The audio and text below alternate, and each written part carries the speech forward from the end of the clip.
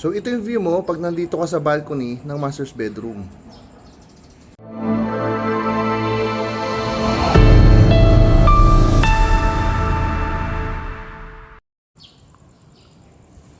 Hi, good day everyone. This is Vin. Welcome to NCR Rizal Properties. Okay, pakita ko muna yung view dito. So nandito pa lang tayo sa street road nitong subdivision. Nakikita nyo may view, lapit ko lang. Ayan oh. Lalo na mamaya pagkak natin sa may master's bedroom, doon sa may balcony, makikita nyo mamaya. Ganda ng view, promise. Okay, dito muna tayo. So yung property, ito po, naka-reserve na to.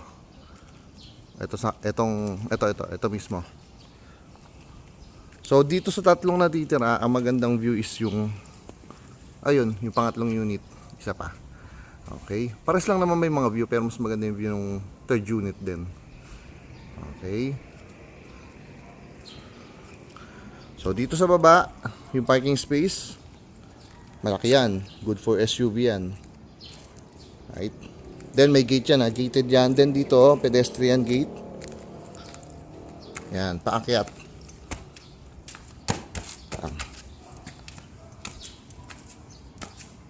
Then dito may balcony. Okay lang kuya.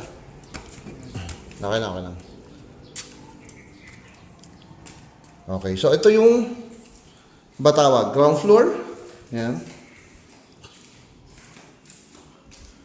Right, so ito yung space. Enough space lang po, okay? Yung lot area natin is 75 square meter. Yung floor area natin is around 80 square meter, okay? So pagpasok mo ng pinto, yan yung magiging living area natin. Itong kinatatayuan ko yung magiging dining, and then yung mismo is yung kitchen area. Okay, so enough space lang ha. Ito is yung common na toilet and bath. Sarado lang, na may mga gamit po yung mga gumagawa. So again, ayan, dyan yung magiging dining area. Then dito, meron tayong service and laundry area. Okay, pasensya na kayo may mga kalat pa. One more look sa ating ground floor. So kitchen, meron common toilet and bath. Dito yung ating dining area. Then living area pagpasok ng pintuan. Okay?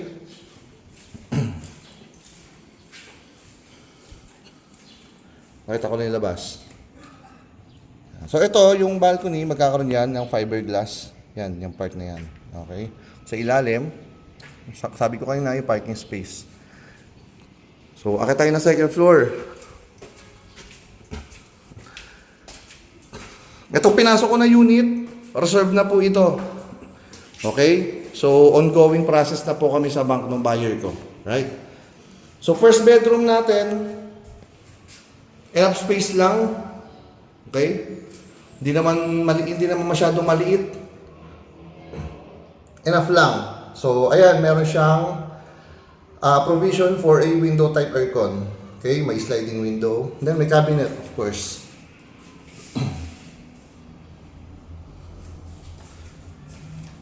Ito ang second bedroom natin, mas malaki.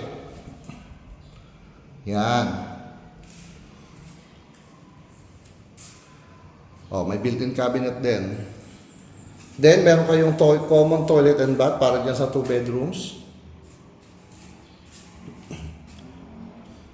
Then, ito yung master's bedroom natin.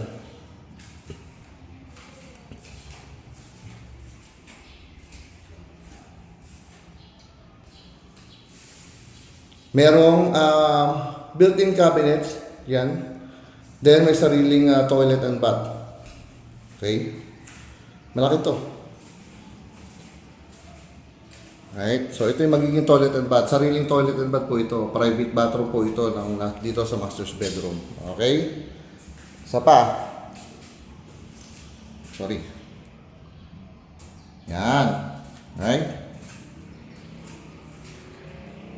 Ito yung cabinet. Okay, so ito yung gusto ko talaga. Yung view, syempre. So ito yung view sa balcony.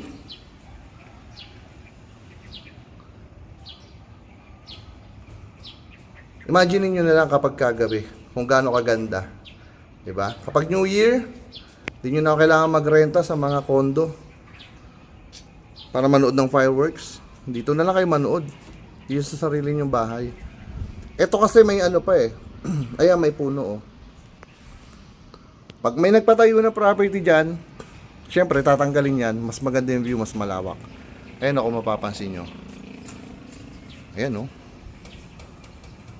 Oh, diba? Lawak niyan. Kaya lang, etong unit na to, naka-reserve na to. So, pauna na lang doon sa third unit.